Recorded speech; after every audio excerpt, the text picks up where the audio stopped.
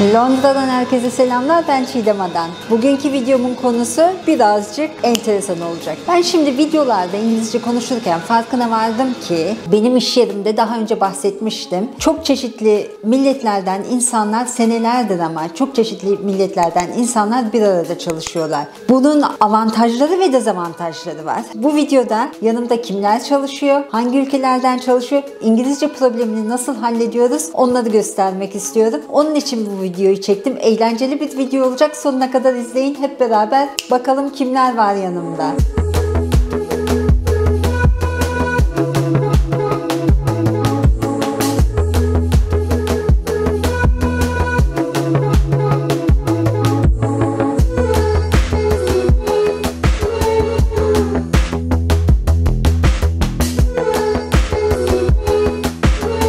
Bugünkü videomu size iş yerinden çekiyorum. Aslına bakarsanız bu videoyu çekmek istememin önemli nedenlerinden bir tanesi, videolarda kendi sesimi duymaya başladığım zaman İngilizce konuşurken farkına vardım ki çok kuvvetli bir aksanı var. Halbuki ben buraya geldiğim zaman bana Fransız aksanım olduğunu söylüyorlardı. O da çünkü Fransızca öğrendim ben senelerce. İngilizce hiç öğrenmeden buraya geldim. Ve bir Fransız aksanım vardı. Biraz da R'leri söyleyemiyorum falan. Ondan dolayı değişikti. Hiç Türk aksanı fark edilmiyordu. Şimdi zamanla baktım ki bayağı kuvvetli bir aksanım var. Türk aksanı mıdır değil midir onu bilmiyorum ama ben burada İspanyolla konuşmak zorundayım. İtalyanla konuşmak zorundayım. Albanya'la konuşmak zorundayım. Brezilyalı, Portekiz. Kim var şu anda yanımda? Litvanya, Ukrayna. Yani Bulgaristan Türklerim var. Indian var. Polonyalı, Romanyalı. Yani bu işi yapmaya başladığımdan beri seneler boyunca her ülkeden insanlar ve bunların hepsi de buraya geldikleri zaman çok yarım İngilizce konuşuyorlar veya hiç konuşmuyorlar. Sıfır İngilizcesi olan da vardı. Hatta içeride bir örneği var. Birazdan onun yanına gideceğim. Onlarla anlaşmak zorundasınız. Ve ne oluyor? Konuştuğum kelimeleri seçerken minimum, basic böyle artık hani anlasın yani artık o vaziyette. O zaman şeyini de unutuyorsun. Kendi lisanını da konuştuğun şeyi de unutuyorsun. Böyle bir problemle karşılaştım. İngilizcem şu anda yerlerde. Yerlerde şöyle birazcık İngilizlerde falan konuştuğum zaman hemencecik kendimi iyi hissediyorum. Ondan sonra diğer kalan zamanlarda yani İngilizcem yerlerde. Ama bakın nasıl olmasın, nasıl olmasın. Hadi hep beraber içeriye girelim.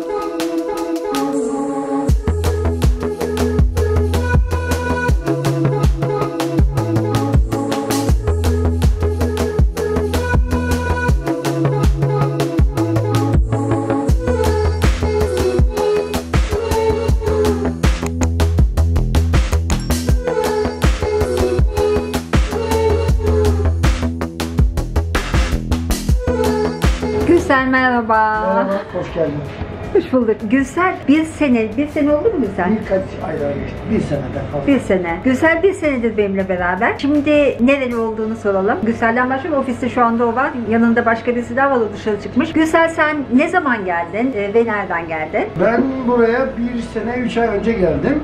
İstanbul'da Beylikdüzü'nden geldim. Peki geldiğin zaman İngilizce konuşuyor muydun? Hayır, İngilizceyi burada öğrenme fırsatı buldum. Çünkü çok fazla başka ülkelerden arkadaşlar var. Bunlarla birlikte hep İngilizce konuşmak zorunda kalıyoruz. Burası benim için çok faydalı oldu. Çünkü İngilizce konuşmak zorunda kaldım ve öğrendim. Aslında doğru söylüyor. Gülsel hakikaten geldiği zaman hiç İngilizce konuşamıyordu. Müşteriye servis vermek zorunda çünkü kendisi... Ben bir tasarımcıyım. Müşteriye de servis veriyor ve İngiliz müşteri geliyor. Yabancı yani sadece İngiliz değil, işte Indian, Pakistan neresi gelirse İngilizce tek ortak dil. Konuşmak zorunda ve o müşteriye servis verirken hiç İngilizcesiz başladı ve şimdi artık tek başına bir sene içinde bayağı bir gelişme görüyorum ben sana, evet, değil mi? bundan önce bir sene daha önce buradaydım ama sadece Türklerle kaldığım için 1 gram İngilizce öğrenememiştim. Şimdiki bu bir senede sonunda çok güzel artık müşterilerimle anlaşabiliyorum, onlara kendimi ifade edebiliyorum. Çok teşekkür ediyorum. Evet, Gülsel gerçekten burada sıfır İngilizce ile başlayıp öğrendi. Bayağı bir İngilizcesi var. Şimdi kendi başına dışarıya yabancının yanına gidebiliyor. No, that's fine. Geliyor. Evet, şimdi geçelim. Bugün cumartesi olduğu için ofisin diğer kısmı boş. Ama bir kişi daha var. O da gelecek. Onunla da çekim yapacağım. Şimdi faktöriye geçiyorum. Bu arada eşim arabasını yıkıyor. Kolay gelsin.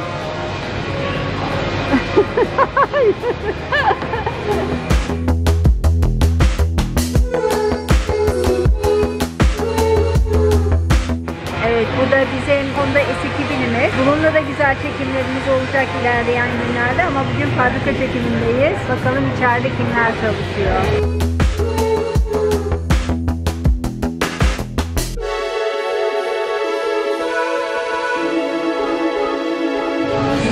Dön. Lüle'yi yakaladık. Hi Lüle, how are you? Have you finished the work? Just done simply. Joining groups here, everything, the details what the customer wants.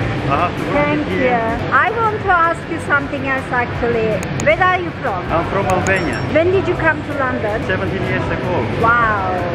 And when did you come to work with us? It's about 3 years, more than 3 years. 3 years, yeah. And how is your English? My English is not so very good, but still It's is, good, yeah, for the job I understand for You everything. understand. Lüle bizle 2 sene belki de 4 senedir falan çalışıyor aslında. Oldukça sessiz fakat çok efendi bir arkadaş. Evet, şimdi Ani de gittiği yerden geldi. Onu yakaladım. Onunla da interview yapalım. Hi Ani, how are you? I'm fine, thank you. Ani, this is for my own video. So asking because we have many different countries people. So I'm asking a few questions. Okay, where are you from? I'm originally from India, now settled in UK, in London. How long have you been living here? Over 30 years. Wow, that's good. And when did you join us? Last year, October. Perfect. I remember that. You are very tall comparing to. Okay, how do you find working with people that speak little English or not sometimes? It's not a problem at all. It's nothing as easy as talking to somebody who speaks fluent English, because it's a good time also to converse them and see how they also develop sometimes, pick up some language, some words here and there. So yeah, I've got no problem. I find it easy. Easy. Because what I say, I find that I've been working for nearly 20 years with different native language people. So I find it difficult sometimes, tiring. No, I mean, it depends on the person you're dealing with, If they are quite sort of easygoing, then there's no problem. Language is not an issue, because they all know a little bit. It's not like they're totally not knowing. That is a difficult part of it. If they know, let's say, 20-25% of it, no problem. Then you can just work on it. Hani kolay buluyor. Aslında belki eğlenceli demek istiyor. Bir de ofiste gelenler, dışarıya çıkanlar olduğu için zaten onlar birazcık İngilizce biliyorlar. Ama içerideki production'dakilerde de çok az İngilizce bilenler var. What I'm saying, you deal only with the people who goes out that already know some English. But you don't deal with the people in the production that they came here with no English at all. By the time I've met them, they have got some idea of English. Yes, so correct. You can work from there, and you can sometimes they do pick up quite a few bits here and there. But I think at the end of the day, it's on the person how easy they are to understand, or how easy they want to find it to converse also. So yeah, for me it would be a good challenge to do it sometimes, but so far it's been easy. No problem. One more question to you. Do you find that living in England, because there are many different cultures, is fun? I find it very enjoyable. Yes, I mean, living in England, it's coming across so many different nationalities. Excellent.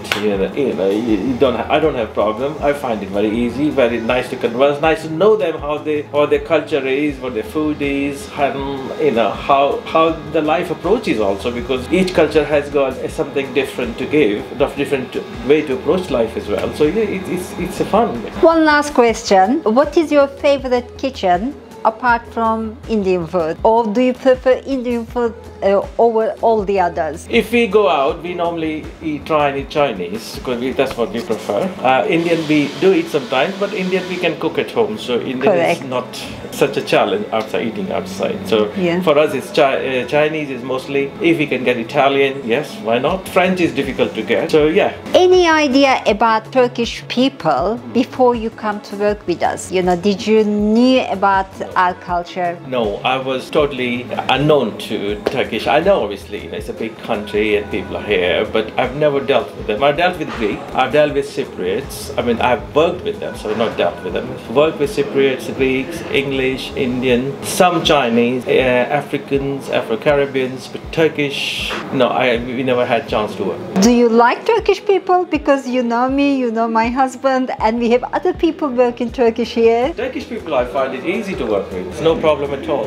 Yeah? As easy as any other person, any other race really. Okay. Thank you very much. I want to say a couple of things about you. Hani buraya geldiğinden beri benim lifesaver'ım oldu. Yani can kurtaranım oldu. Çünkü onun İngilizcesi şu anda firmadaki en iyi İngilizce ve benim sadece benim değil yapabileceğim bir sürü şeyi benim üstümden aldı. Onun için onun burada olmasını yani burada olmasından çok memnunum. I'm very glad to work here and especially work with you, Cheetah, because you are a very easy person, Cheetah, and both of you, Batu and Cheetah, very easy and understanding person to work with. So yeah, and plus others. Thank you.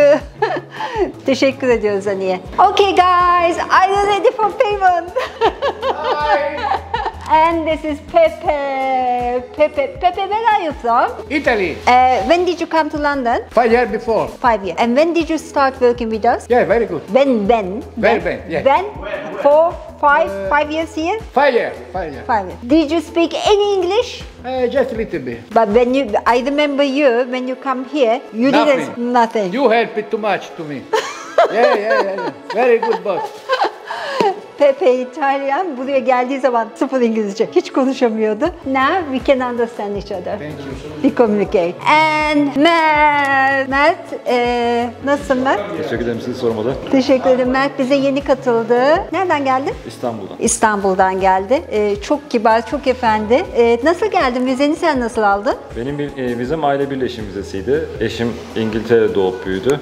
Biz 7 senelik evliliğimizden sonra bu tarafa, çocuklarımız için bu tarafa doğru gelmeyi düşündük ve geldik. Eşimin zaten ailesi ve tüm akrabaları burada olduğu için burada da pek yabancılık çekmiyoruz diyebilirim yani. Peki orada mı evlendiniz siz? Evet.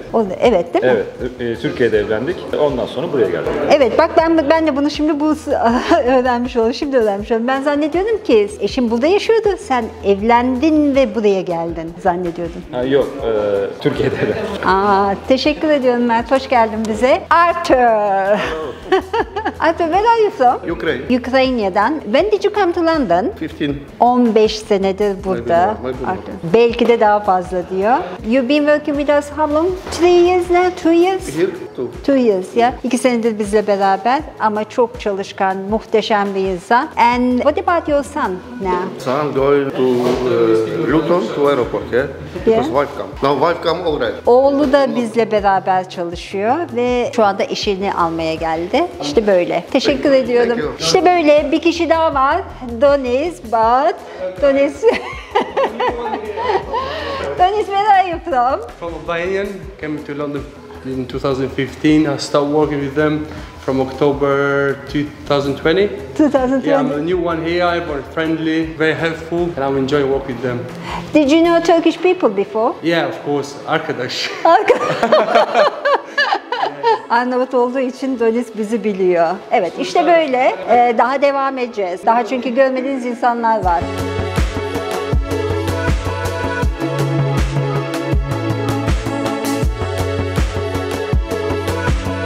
Evet, burası da benim ofisim ve şu anda tam arkamda Uğur var ve Cevher. Merhaba.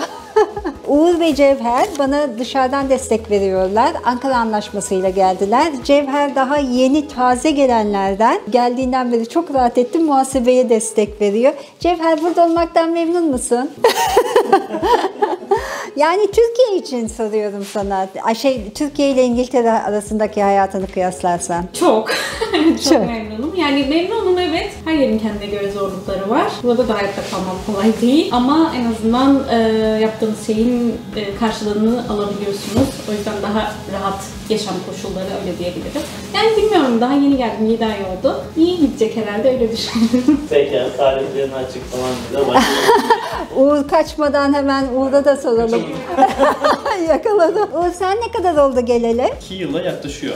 Memnun musun peki? Evet, memnunum. Genelde memnunsun değil mi? Evet. Yani her ne kadar bana öyle geliyor ki insanlar aradıklarını bulamıyorlar gibi geliyor. Öyle mi? İnsanlar ne aradığını bilmediği için aslında biraz da bulamamaları biraz normal oluyor bazen. Yani ne için geldiklerini bilmiyorlar bazen. Yani hedeflerini tam olarak belirleyemedikleri için aradıklarını bulamıyor olabilirler. Yani hedeflerini belirlemenin ne için geldiğini çünkü oranın avantajları var diye Bana düşünüyorum. sadece küçük gelmek için geliyor. Hani, oranın avantajları var, buranın avantajları var herhalde.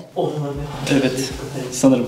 Ya? Var. Değil mi? Yani. Farklı taraflar var. Tabii bildiğiniz ettiğiniz bir yer bir taraftan. Geldiğiniz yer. Onun öyle bir avantajı var. Burası ise yabancı böyle bir dezavantaj gibi görünüyor. Ama onun içerisinde tabii başka avantajlar yatabiliyor eğer yakalayabiliyorsanız. Uğur'a da çok teşekkür ediyorum. Bu arada Uğur lütfen şeyini de söyler misin? Yani Türkiye'de mimar olarak geçiyorum evet.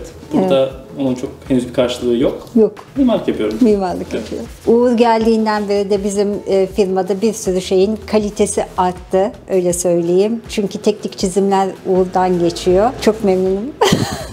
İşte böyle. Kolay gelsin. Sağ ol Çiğdem abla. Ne yapıyorsun? Kesime devam. Eline sağlık, eline sağlık. Hasan ben sana soru soracaktım aslında değil mi? Evet. Nereden geldin sen? Ben Bulgaristan'daydım. Bulgaristan'dan Kıbrıs'a gittim. Ne kadar kaldın? 20 yıldır Kıbrıs'taydım. Ondan sonra buraya geldim, buraya geldim. Nereyi Çiğdem tercih ablamızı ediyorsun? Sağ ol.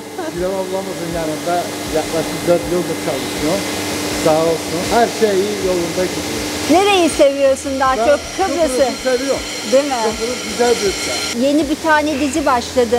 Bir zamanlar Kıbrıs'ı. Seyrediyor musun onu? TRT 1'de. TRT 1'de. Evet seyrediyorum. Seyrediyor musun? Ay çok kötü değil mi?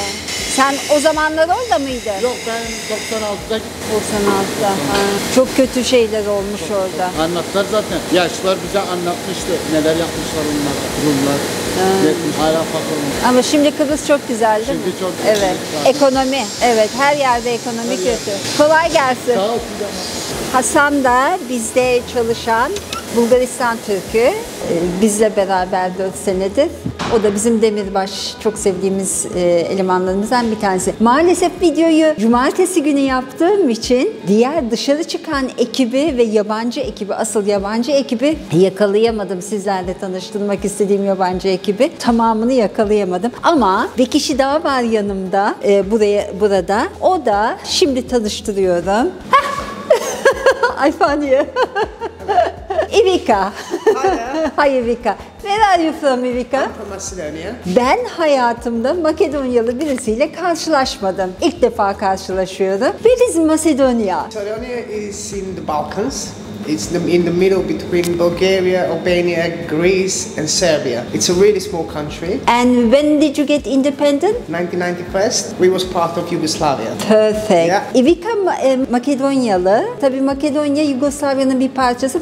Yugoslavya parçalandıktan sonra bağımsızlığını alıyor. Ve ben ilk defa Ivica ile tanıştım. Hayatımda tanıdığım en güler yüzlü ama en can I call you moody?